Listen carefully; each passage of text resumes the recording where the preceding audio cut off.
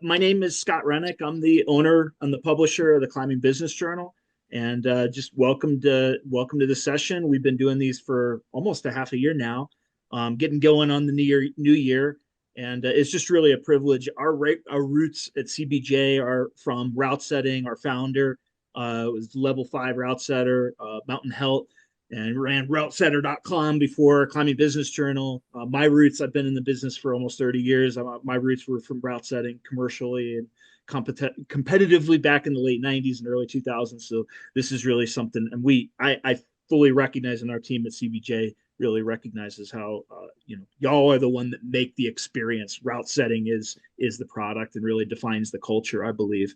And so these are great conversations to have. But yeah, without further ado, thank you for being here. I'm going to introduce Foxman McCarthy James and Justin Wright. They're the founders and run the Vortex Routesetting. They really got known a couple of years ago for collecting some of the really first industry data about compensation and benefits of workplace conditions, which is something that's kind of our topic tonight.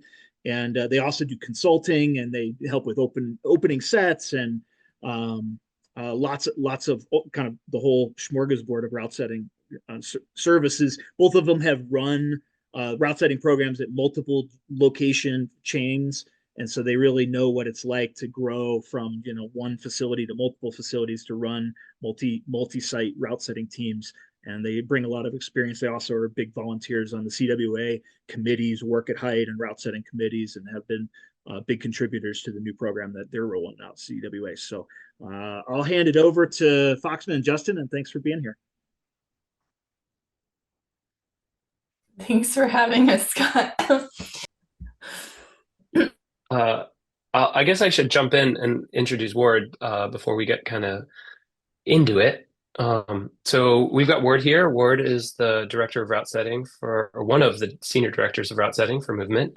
He runs sort of the DMV area, and he has also been a contributing member of the CWA route setting committee since its inception.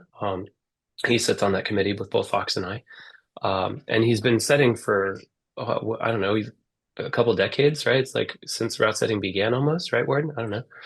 Yeah, I mean, yeah, probably close. Kind of since kind of back in Scott's day as well. So I think this is technically my 29th year. So big 30 coming up. The big one. Cool. Yeah, so for those of you who've joined us for these before, we hit a lot of topics within route setting, and we all know that a group of route setters can like sit in a room and just spiral and complain. And that is not what this space is for. So I always offer, like, if you want to complain about how much you're being asked to route set, next time I'm in your city, we will grab a beer about it. But for right now, we're gonna like kind of hit the like high level problems that we all know exist quickly. Like, we're not gonna pretend that they're not there, but we're here to figure out some solutions. So kind of like right out the gate, we all know the gyms are going to want as much daily product as possible, and often push for just like more and more volume. Like they're trying to get their product turned over. It's the system. Different pay structures tend to incentivize different work models, and if you're paid by boulder, you'll try to set more. It's a bit tangential to what we're discussing. We're going to like acknowledge that different pay models exist and can affect things, move past it for now.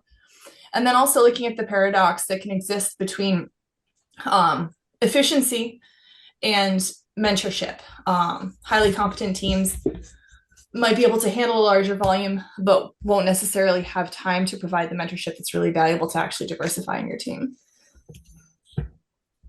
So yeah, I'll pass it over to you, Justin, for the questions that we're looking to answer today. Yeah, perfect. So a couple of things that we're just trying to highlight. I'm going to just hit all of them, and then we can kind of like open up this discussion and see where it goes. First one, is there a standard for setting volume? My suspicion is yes. And maybe in a second, we'll pull you all and see where that maybe is for this room. What's the difference between optimal efficiency and sustainable efficiency? Does setting volume affect quality? And if so, how? How does volume interact with density and rotation? and how, like, what dials can we turn to meet community needs? And then how does the total number of climbs set affect, things like timeline, depth, forerunning, that refinement process, that kind of stuff. So those are the kind of things I want to dive into in this chat. And I'm happy to start wherever. Yeah, so I guess kind of polling the room. Does anybody want to like just toss out like we'll talk boulders for now because that tends to be the easier thing to talk about because most bouldering wall heights are a little bit more standardized, more or less. How many boulders are each of you guys setting per day? Yeah, we shoot for like anywhere between 12 to 16. But we only set once a week as well. Per setter. No total. Oh, per Yeah, so setter? per setter. So yeah, I would probably say two and a half, depending. Is that 8 from Ryan there? Yeah. 8. Okay. So, all right. Yeah. Got two and a Yeah. half to 8. Yeah, if anyone else doesn't want to like three jump to on camera and five. chat, we can jump it in the chat too if you don't want to jump in. Yeah, right, 3 to 5. Sorry, I was just trying to figure out the unmute. 3 to 5 is generally what we're doing. That makes, yeah, gotcha. I was like, dang, 8. Okay. No, definitely Shoot. I'll just share what we do in the DMV for movement. We're typically in a 3 to 5, which seems to be like an industry average. And I guess I'll additionally share that kind of everything that I share in my opinions here, not necessarily like movement representative of how movement may feel on production goals and things like that. I'm definitely just sharing my experience as a setter running many different programs over the years. That being said, it's representative of maybe how my region typically operates, and different regions within movement may have different production goals or daily production totals as well. So, and I think I align much with Ryan Nelson there that we try to aim for like more like 8 boulders, 8 to 10 in a section, and typically operate with like 2 to 3 setters to kind of hit that like 3 to 5 range per person. And we have some forerunners that kind of contribute to the process as well. How many zones do you generally have in your gyms? Well, for me personally, it really depends on the size of the gym. So I oversee 5 different locations, and some have as few as maybe 7 bouldering sections, and we set like one a week for like a 7-week rotation. Others may have as many as I think my most is 18. And they're going to set 2 to 3 zones a week. So it just kind of depends, and they'll have a little bit longer rotation, but a little bit lower density as well.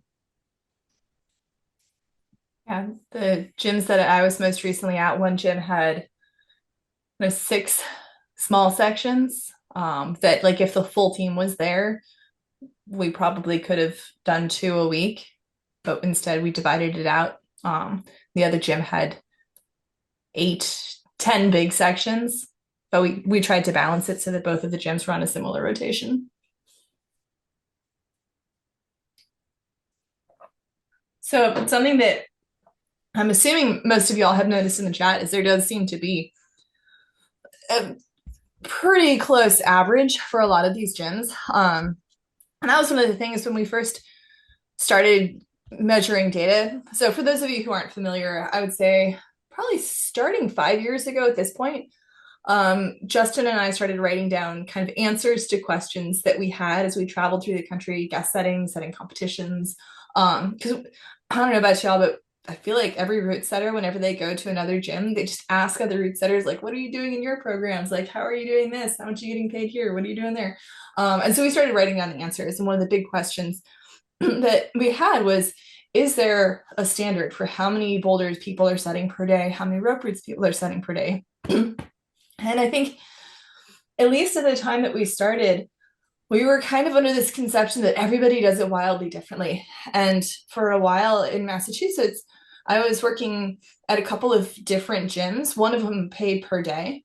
And so I was seeing these like very not per day, per boulder, these very different sides of the industry. But the more we traveled around and the more gyms that we talked to, the more we started to see that the kind of global average seems to be between 3 to 5 boulders per day. And there's outliers, of course. But I think that was one of the places where we were most surprised was there was less difference than we expected.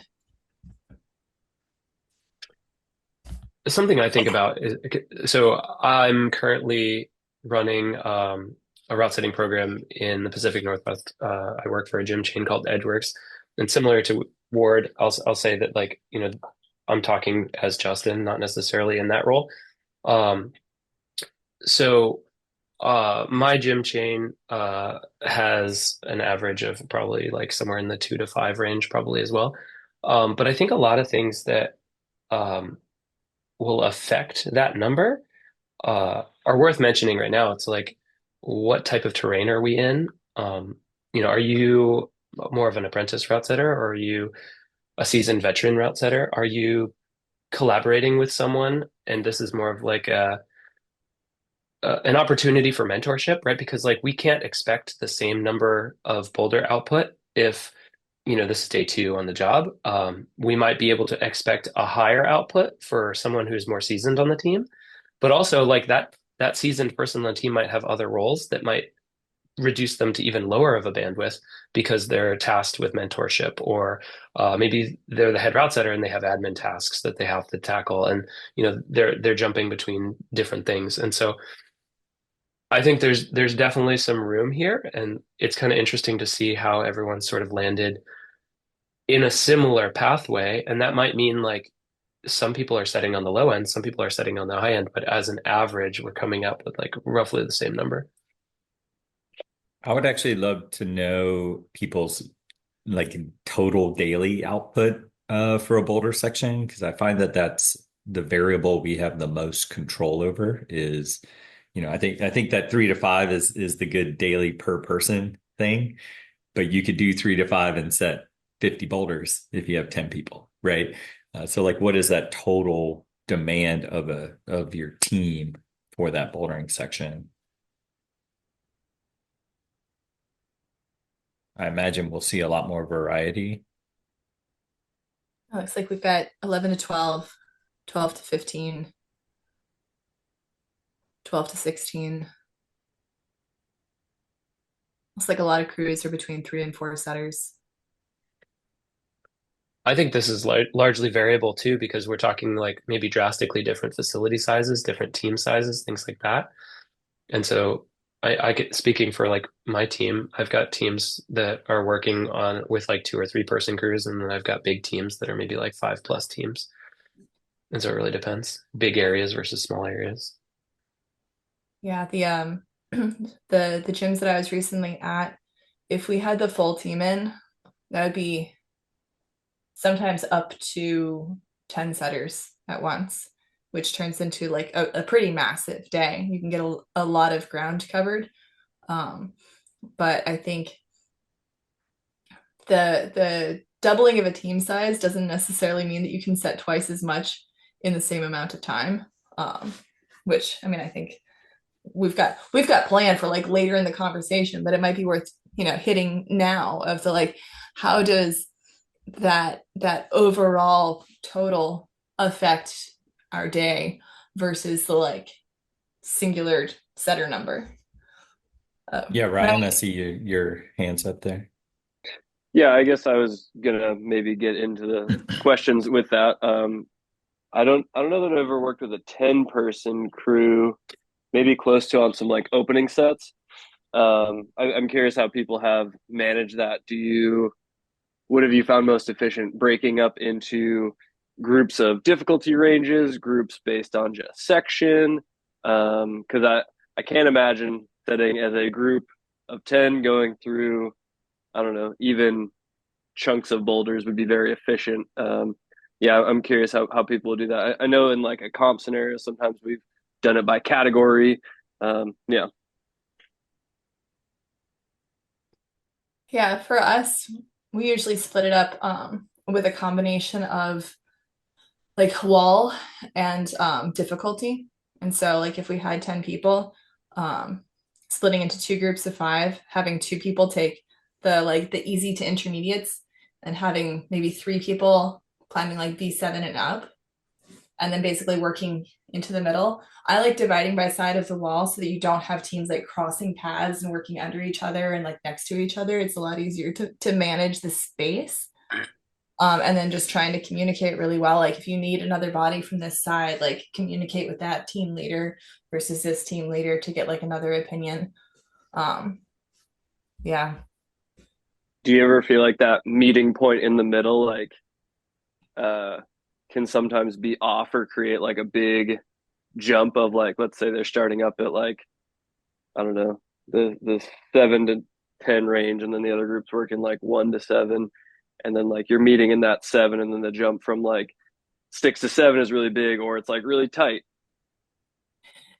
Yeah, sometimes. I mean, I think if you, again, just like that communication, where generally speaking, the people who are running the intermediates and the easies get left until everybody's just very tired, because like you can climb a V0 even if you're very, very tired.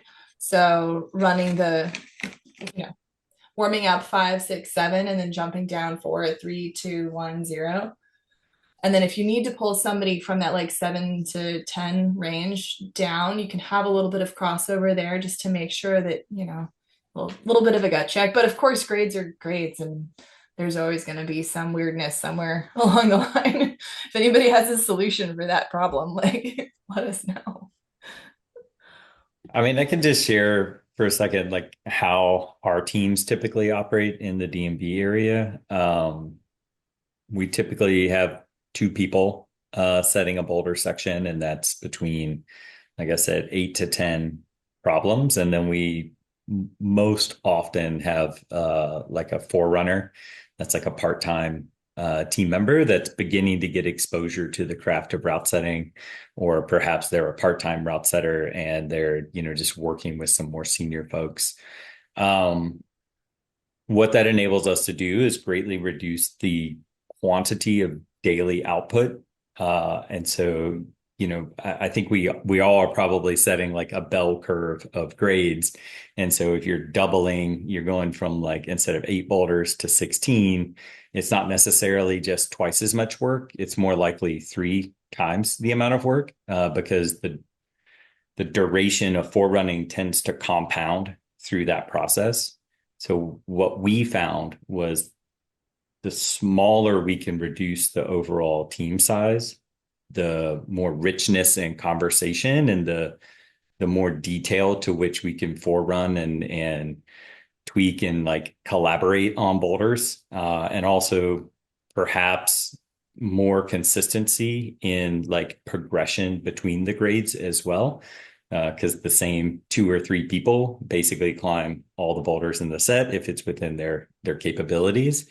And I think, if you imagine there's maybe one person on your team that can climb like a double-digit boulder, if you said, 3 of them in a single day, then that person has a tremendous workload, right? Maybe they are not climbing the same mileage as everyone else on the team, but they're climbing at such an intensity level. That's where maybe the difference we talked about maybe the difference in like optimal efficiency versus sustainable efficiency. I think trying to create a situation where the max output of a setter is reduced as much as possible. Like I know I would rather climb, an 8 or up boulder, like one of them a day for 3 days than I would 3 in a single day. And I think most people are probably in a similar boat. So for us, just reducing the team size allowed for a lot more curation of the product and opportunities for just mentorship and collaboration.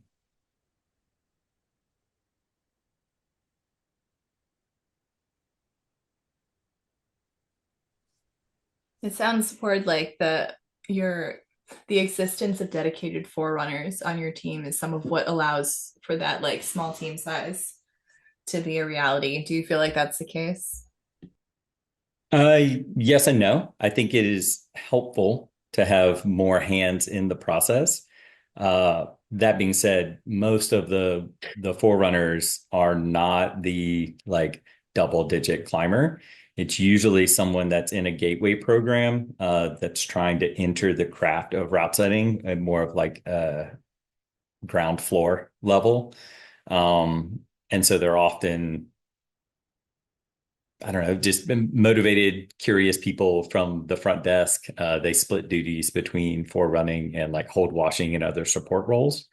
And if they're, kind of gel well with the team and have a good work ethic and can begin to develop the vocabulary around route setting and understand like our kind of greater purpose of what we're doing, then they'll likely move into a part-time setting position where they can begin to actually get hands-on in the setting process. But they're not often like horsepower, if you want to talk about it that way. Yeah, I love that idea. I've had a mix of humans, a couple of like horsepower people. One of whom was like a fantastic forerunner who tried route setting and just like decided that like, no, I don't really like this, but can I keep forerunning? And I'm like, yes, please. Great work, sir. I'm kind of curious, just Ward brought up this idea of having like this like support role. I'm curious just for the group that's here, how many of you have similar situation at your gyms, where you either have like a forerunning shift that, maybe this is a person who's at the front desk like in Ward's situation, or maybe this is like an apprentice level route setter or something who's like in the feeder program.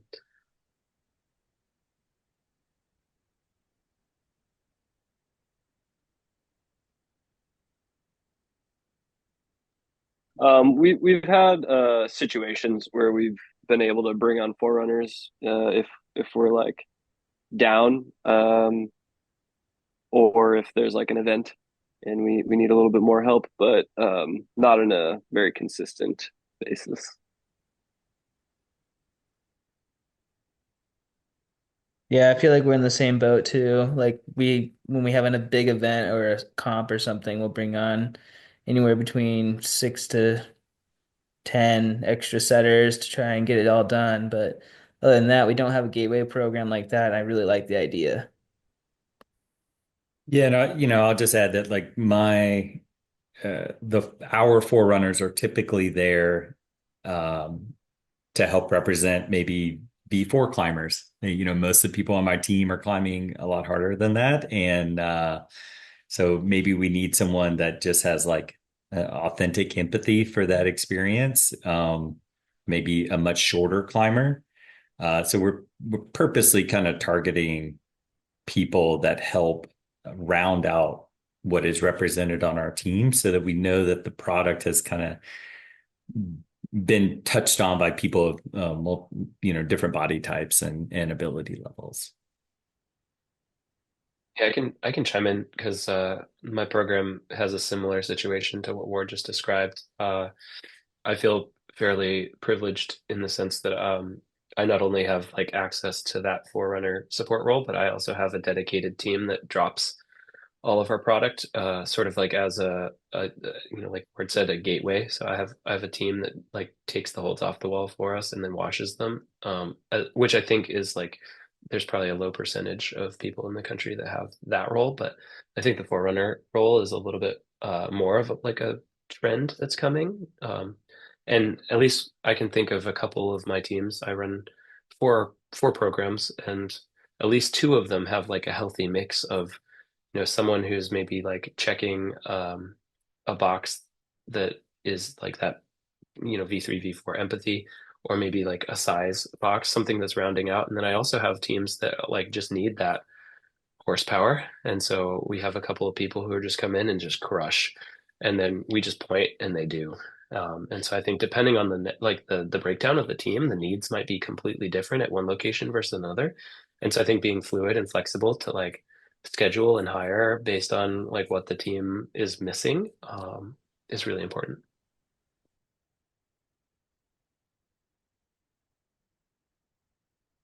So I think this kind of like leads us into a related but separate topic, which is like if you have that experienced and strong team, um, Is your team missing anything? And can your team just set more? Like everybody's been setting for 2 decades. Everybody can climb everything, but they're super experienced. So they just like understand empathy. Does that allow us to just set more boulders per day? And should it incentivize us to do that?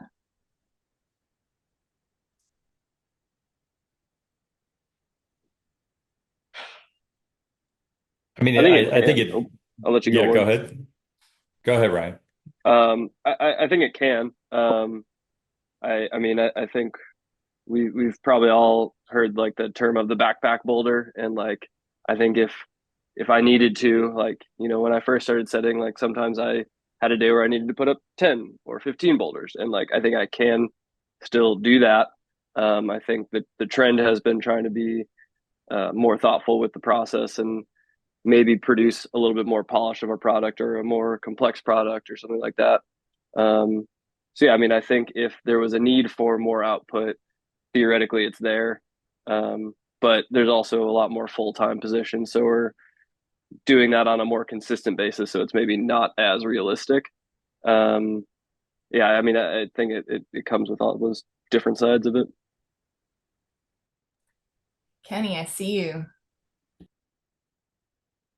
Hey everyone. Yeah, I don't know. I'll be interested to see what Ward says here, but at Momentum we work on like a quota base, so we essentially determine what the turnover should be for a gym, and then we hire based on that. So no one is ever doing more work. We are just going to add more people to the team, and you know, adjust accordingly.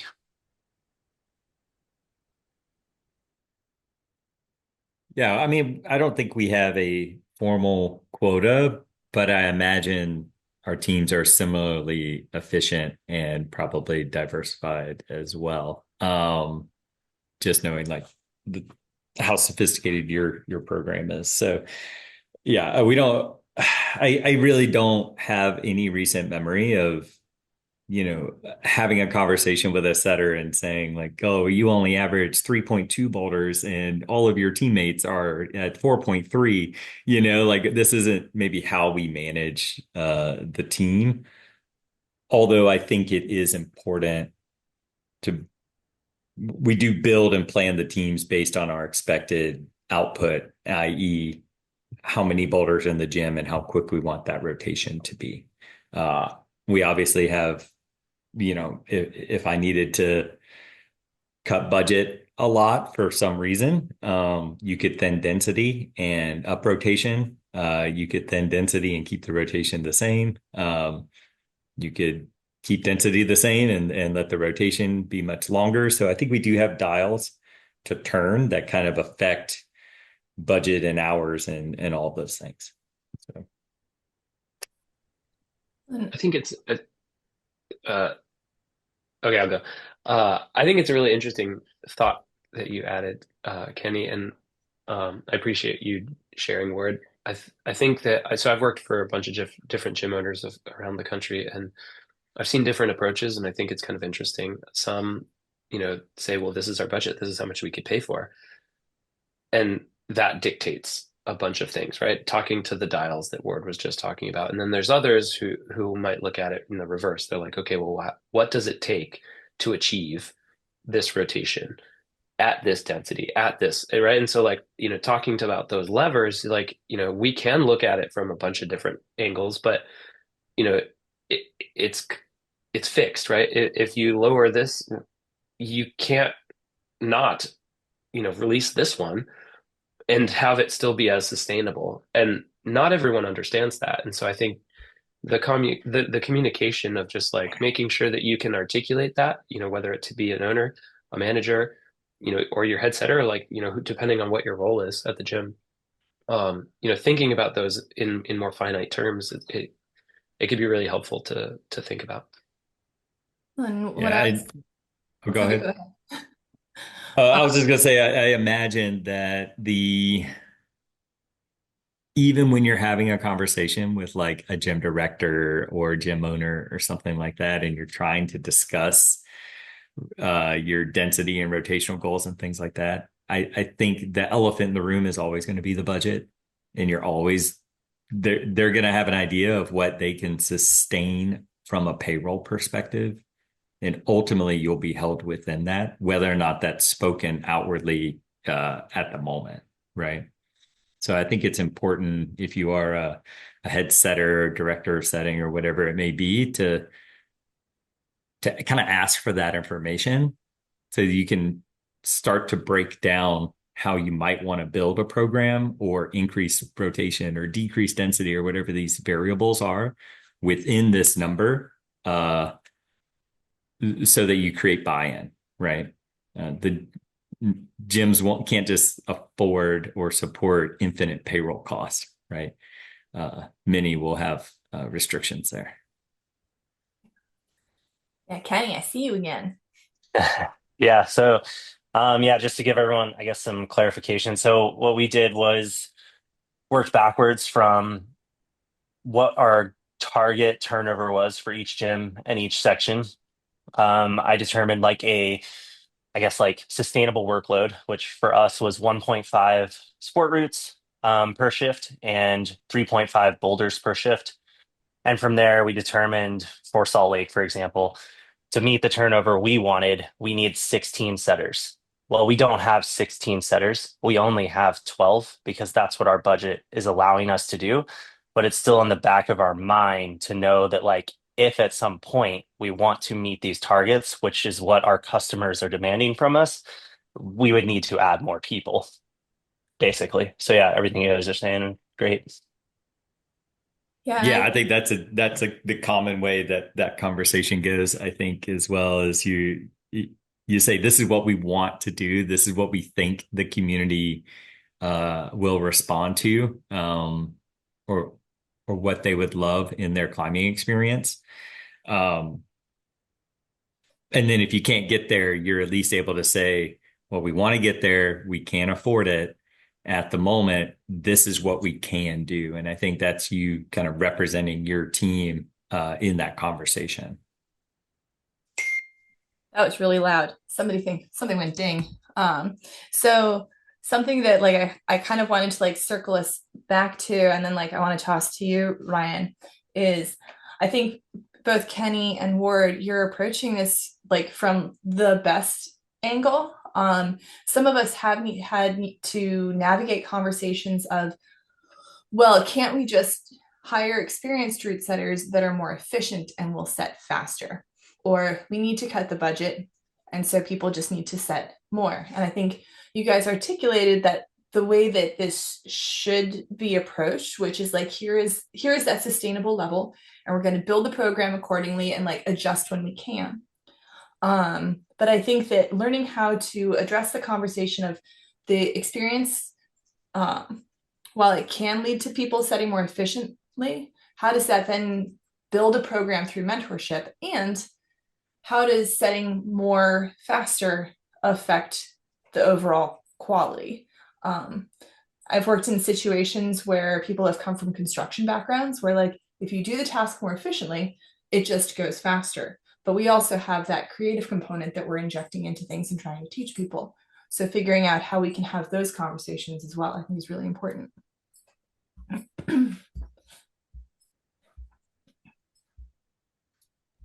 Ryan, did you still want to chime in? Sure, yeah.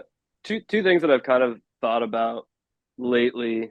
Kind of one that goes more maybe in line with Foxman's point of like a way that I don't know if I like it still or not, but I think we now spend a lot of time forerunning, which I generally think is a good thing. But generally on a harder or more complex climb that takes more time. Um, I'd be curious if we as like setters left more questions on the wall or things unfinished, so to say. Oftentimes we aren't doing all of the moves anyway, but maybe even I'm curious if sometimes we left things a little less of like this is the beta that I want, or leaving more scenarios on the wall. Could that be more efficient?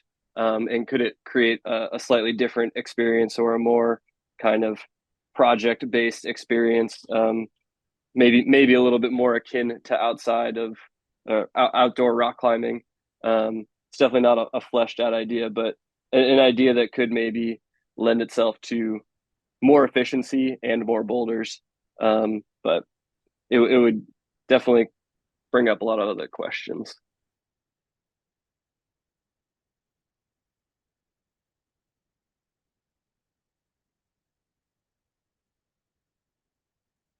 I guess, Ryan, are you in a gym that sets more modern typically?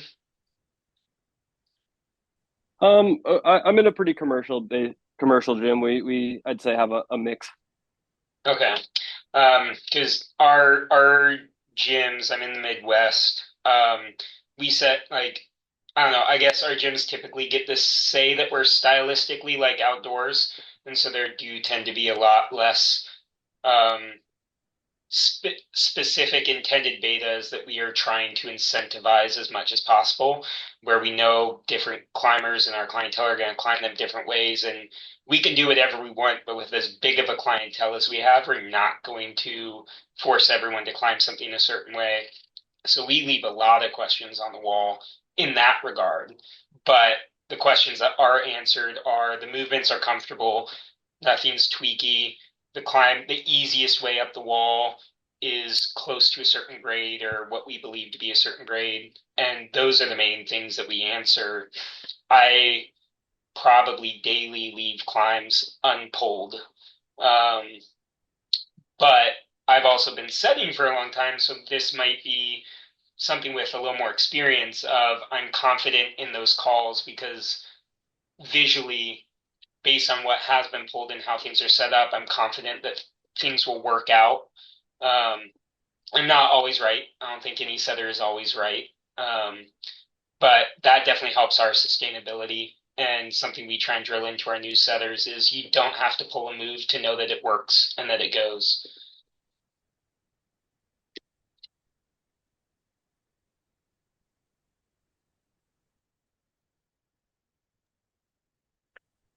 Yeah, I mean that's kind of the thing, and I wonder if that could be extrapolated more often. Andrew, you've got your hand raised. Go for it. Yeah, I was curious on the topic of forerunning. If say you had a 6 hour setting shift, how much time would you expect your setters to spend forerunning during that shift compared to initially putting your problem up and then tweaking after?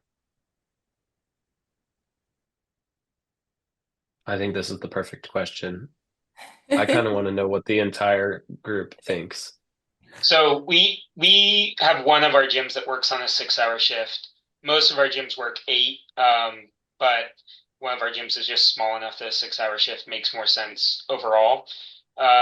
We roughly spend about an hour and a half to 2 hours with skeletons, and then after allocated warm up time, it's between um,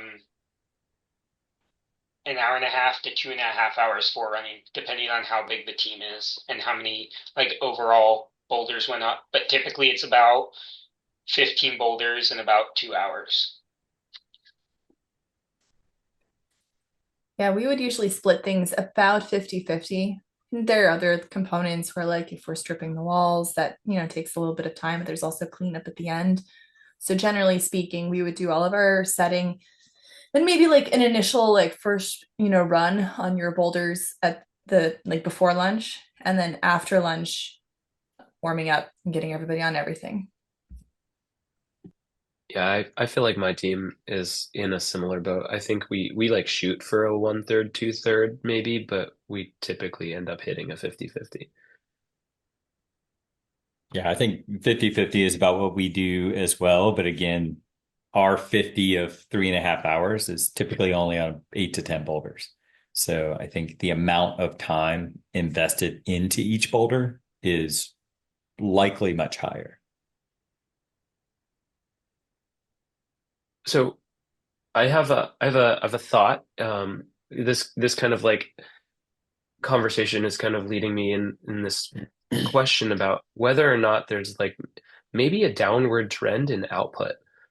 So like, if this call was happening, I don't know, 15 years ago, 10 years ago, 5 years ago, whatever, like would the boulder numbers that we're talking about be the same 3 to 5 average, or would it be a much higher number? And if if that is lower, what do we correlate to that trend?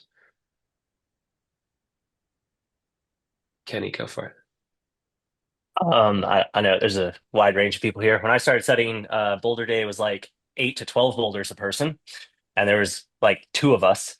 So I think now, yeah, there's just more setters that don't need to bust their ass so hard to get the same output, and it's actually way more healthy and sustainable for everyone. So yeah, that's my 2 cents, I guess. I had a I'll feeling. piggyback on what Kenny said. I think, you know, thinking back to it, the the people doing the setting were much more homogenous of a group. And likely most of the people visiting the gyms was a much more homogenous group as well. And I think the craft in and of itself was less sophisticated. So we were, this sense of like athletic empathy and these other like what enter X buzzword or whatever. Those had not entered the conversation to the level that they have now. And I think as the industry has also expanded, there maybe isn't that number of setters to service all of these gyms. So I know part of our gateway program is a response to there just not being enough experienced setters out there to hire, and recognizing we have to grow our own.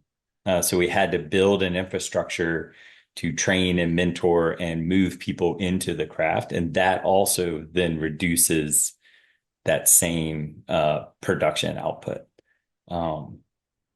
All with an asterisk of like, I'm pretty sure Kenny and I could go in a gym and set 10 boulders a piece and forerun them, and they'd probably be pretty good. Right. So. Yeah, I would jump on that too. I mean, I remember 10 years ago having to set a whole bunch of boulders and there was just me and one or two other people. Um, I also think, I think, aside from all of the things you just added, a few things that kind of hit for me are even just like the changes in what we define as a hold and how we attach it. And the fact that like now sometimes we're putting up these like things that are bigger than the desk that I'm sitting at. Sometimes might require like pulling a rope system or like multiple humans hoisting it. And, those things just take a little bit more time. And holds used to be like this big was a big hold. Now, like this big is a small hold.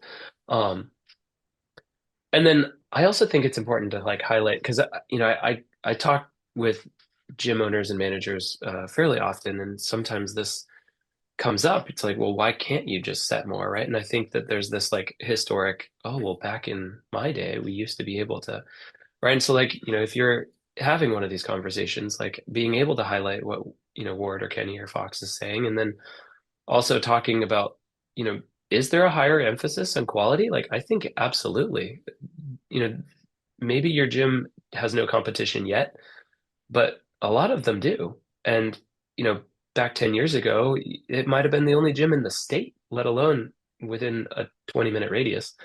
And so I think these things matter, and they're all factors. Yeah, the change in what route setting is. One of the gyms that I would go set as many boulders as I could set because I got paid per boulder. It was taped. And so all of a sudden, like you attach that hold and you put a couple pieces of tape on it. Now there's another boulder there. It really changes so much of what our day looks like. If you're attaching giant volumes to the wall versus like having to make a case for using a matchable hold for a single hand. Like, I think all of this just gets amplified on ropes too, where like if you're setting a 50-foot crimp line, that's going to go pretty quickly compared to like a giant volume adventure climb. And so being able to like explain that math and why it's important and why our communities get value from it, I think is really important, and being able to address it from, like, as you said, Ward, the perspective that we know that there is a budget, we are working within these constraints, and we can like appreciate and recognize the constraints, and they just are going to affect our choices depending on what our priorities are. Yeah, I mean, at the end of the day, quality tends to take more time, and as does just communication, right? So if we want to be communicating at a really high level, or there's just like rich, in-depth conversation about the intention of a boulder and trying to bring that out or intensify that, that process takes time. If we're putting up something that's like 3 stars and goes, and like we're checking the box, that goes much faster. Back to Justin's original question, I think another thing that has changed has been the budgets that gyms do have. Climbing is a lot more popular. Membership numbers are a lot higher. Climbing gyms are more expensive, and that allows for more money to go towards these budgets. I think that also is a massive difference between 5 years ago, let alone 10 years ago, 15, 20 years ago. So,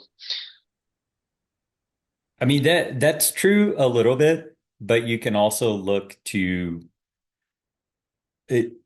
The cost of everything is like 10x what it used to be, but there's not 10 times as many people in your gym, and there's not, the monthly membership is not 10 times what it used to be.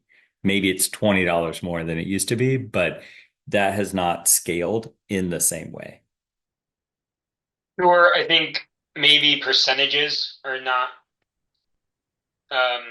parallel in their increase, but I think from my experience in the gyms that I've helped open and operate, there's a lot more that we can do, and our budgets get a lot bigger a year after we've opened rather than when we're first opening and we have our first 50 members.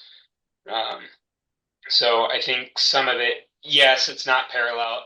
Inflation, everything is raising, but I also think if we look at climbers across the United States, there's so many more, let alone globally, than there were in the early 90s or the early 2000s.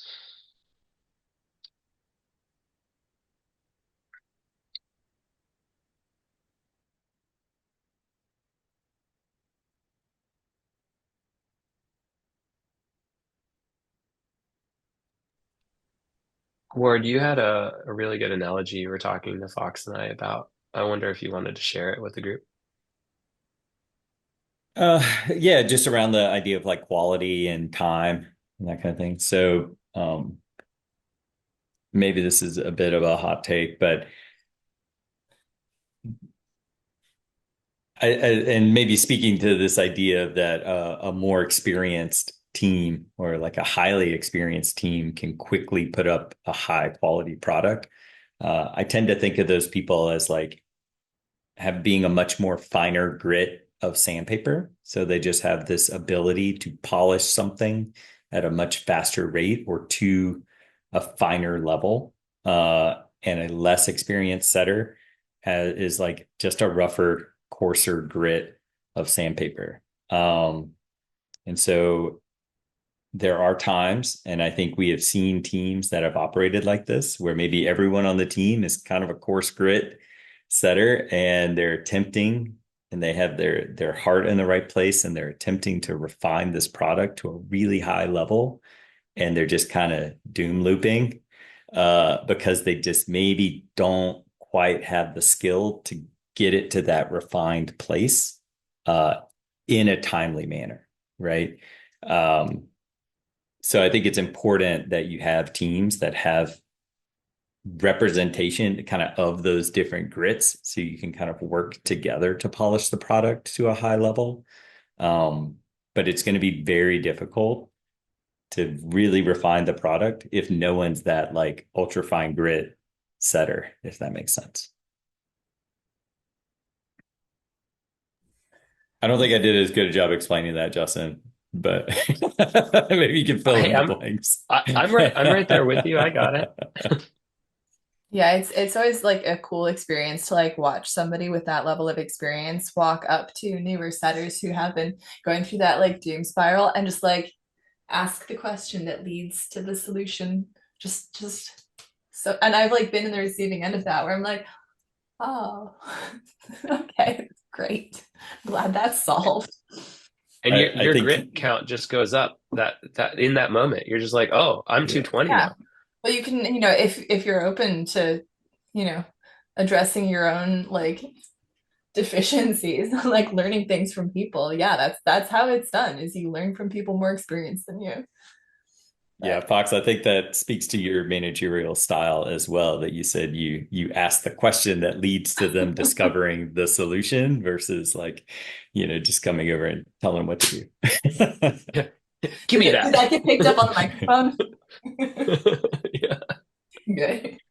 Well, we've got like a couple minutes like left in our hour. We want to like open up to all of y'all for thoughts, feelings, questions, comments.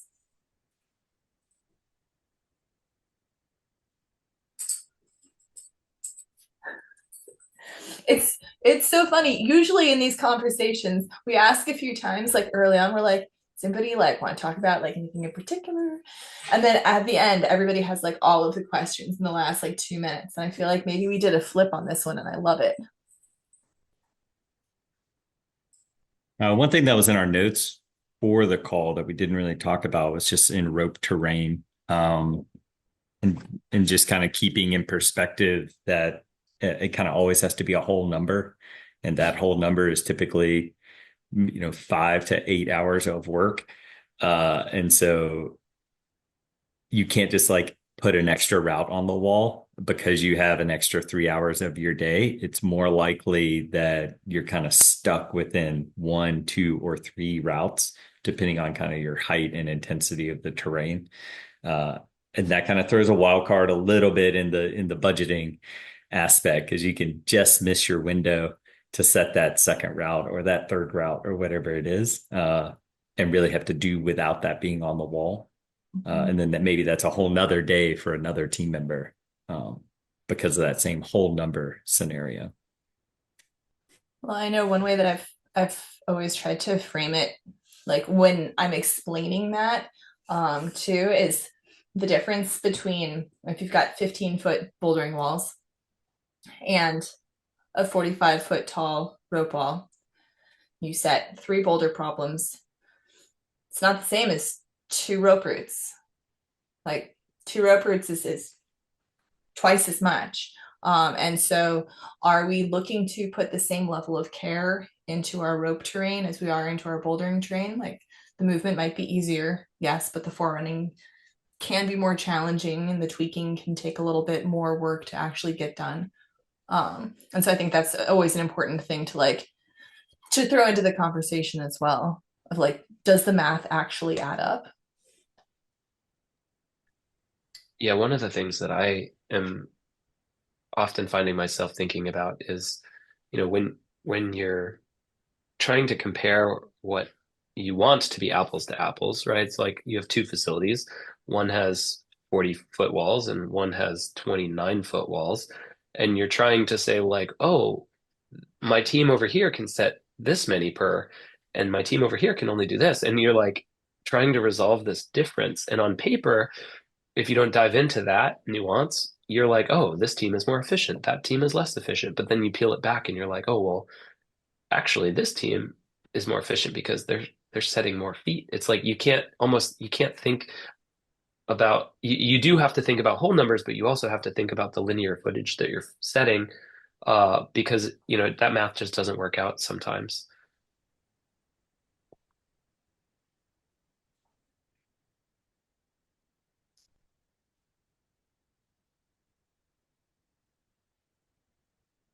I love awkward silences, is my favorite. Cool. Yeah, and I mean we might have just did it. Any questions? I guess, Anyone want to add um, something? yeah, how it seems like a lot of this conversation has been around how certain nuances aren't understood by one party or another. And so I'm curious how often that is what is causing conflict, where like other people might not be having that conflict with the understanding of those nuances. Probably most of the time. I think the more you have like everybody on board understanding the nuances, the less frustration. Assuming everybody's like communicating about it in the same language. It's when people either aren't understanding those like subtle changes that like affect your day, or when we're not speaking the same language. And so like that's where like talking about like I think ropes is a good example. Are we talking about it in terms of linear feet? Are we talking about it in terms of like whole numbers? Like you can't leave 3/4 of a root on the wall. You have to finish the whole thing. Figuring out those different ways to approach conversations. And if we're in a situation where we're not having those frustrations, fantastic and wonderful. And hopefully none of this applies. Yeah. I I think I would just seek to understand maybe what's forming the frustration or what's driving the conversation. So, imagine a scenario where you have a gym director or gym owner coming to you and saying, "Why aren't you setting more?" What they really might be saying is our community is complaining that there's not enough new product on the wall, or our community is complaining that the rotation is too long, right? So maybe how they're expressing that frustration isn't true to their motivations behind it.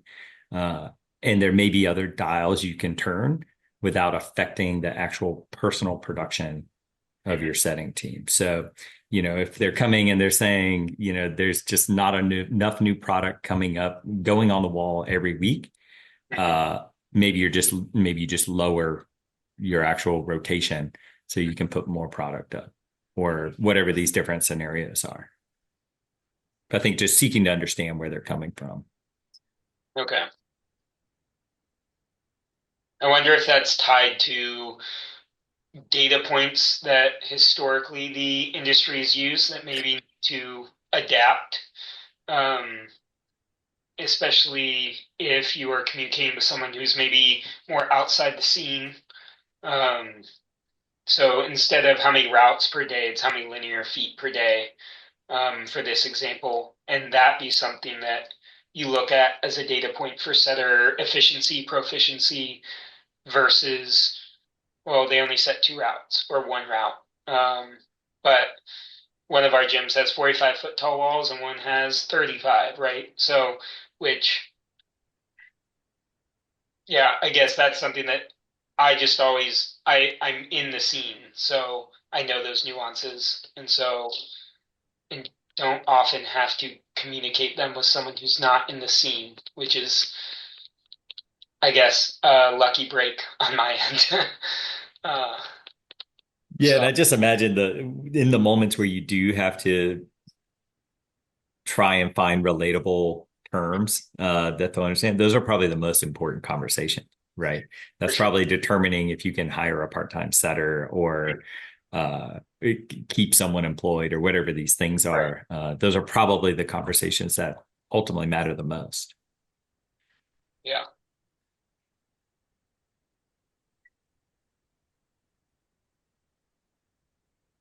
Cool. Well, okay. Hey, I wanted to chime in. I encourage everyone to invite people into the setting space for a moment. So I do this with like general managers, assistant managers, shift leads, coaches, like literally anyone who maybe could complain or have a customer like interface. I invite them to be a part of what we do so that they understand how difficult it is and all the nuance, to where when they do speak to a customer, they can sometimes take care of that bad review way before it hits like Google or your owner's desk, whatever. And it is challenging. You bring someone into the fold that has almost no business being there, but just do it on a day that's like kind of light and keep it fun and give them that experience so that they can really like help you out and be a cheerleader for you later on. Yeah, I'll second that as well. In those moments, they're less likely to say, man, you all didn't work hard enough today, right? They're way more likely to say, wow, I didn't know you thought about it that way, or wow, I didn't know y'all, could talk 10 minutes about finding like the perfect crimp, from a perspective that they recognize it matters, right? Right.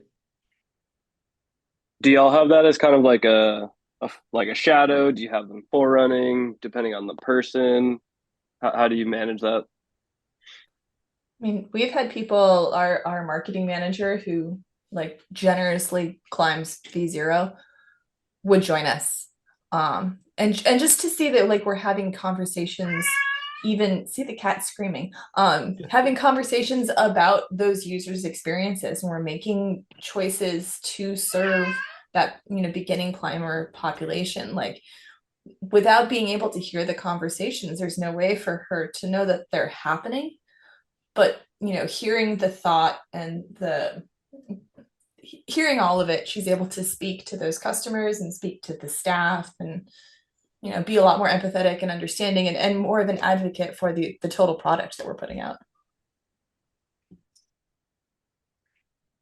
Yeah, for us, it's very dependent on the individual. Typically, I'll go through like a conversation with them. I'll also ask maybe like, let's say they're a shift lead. I might ask the general manager what their vibe is if I don't know them that well, and maybe invite them more than once. That way, the first time all they're doing is forerunning. Maybe the second time they actually like work with a setter and put up an idea, and we let them like pick holds, maybe speak about a move that they want to see on the wall, and then they see just how like difficult it is to relay that to someone and get it to like actually come to life. Yeah, there's a lot of ways you can do it. They're all pretty fun for the most part. Yeah. I've never had a bad experience doing it so far. So Yeah, I've done a lot of that as well. I think I kind of align with what Kenny said. I think the biggest thing is maybe do your homework beforehand. Don't just like invite someone willy-nilly, like because you might not be putting them in the right experience for what you were hoping to get out of it or what you're hoping they get out of it, I guess. And then like priming them beforehand is a great way to kind of like set a tone and asking them like very pointed questions or like engaging them with the high level conversation during the forerunning, I think is like it speaks to that value and like why things matter. And I think reframing it if they get a perception that it doesn't, like why are you talking about this crimp for 10 minutes? It's like, okay, well, let's explain. And I think sometimes you have to take that extra time. One thing that I've done in a bunch of different gyms across my experience is also like hosting, whether it be like a staff or a community setting clinic. And some gyms do this, some gyms don't, but I've found that it helps pierce the veil. Like we as route setters are often like operating behind this like Wizard of Oz curtain. And part of that is just like historic, us not wanting to be in the limelight, but I think piercing that veil and just being like, hey, like learn about what we're doing because you might think one thing and it's maybe completely different. Like you think it's easy? Like come try it for a day. The only negative thing I'll share about some of the kind of step in and guest forerunning experiences, sometimes it can be a slippery slope. So I think it's very important that if you want there to be parameters around that involvement, set that tone early. You may find yourself with 3 or 4 people trying to just hop in and forerun in your zone every day, which can be quite disruptive. So I think just making sure that you're establishing your team as the professionals and that this is like a guest person coming in and it's kind of maybe one-off. Just my own personal experience that sometimes they just want to come in the zone every single day. And you have to maybe later set boundaries.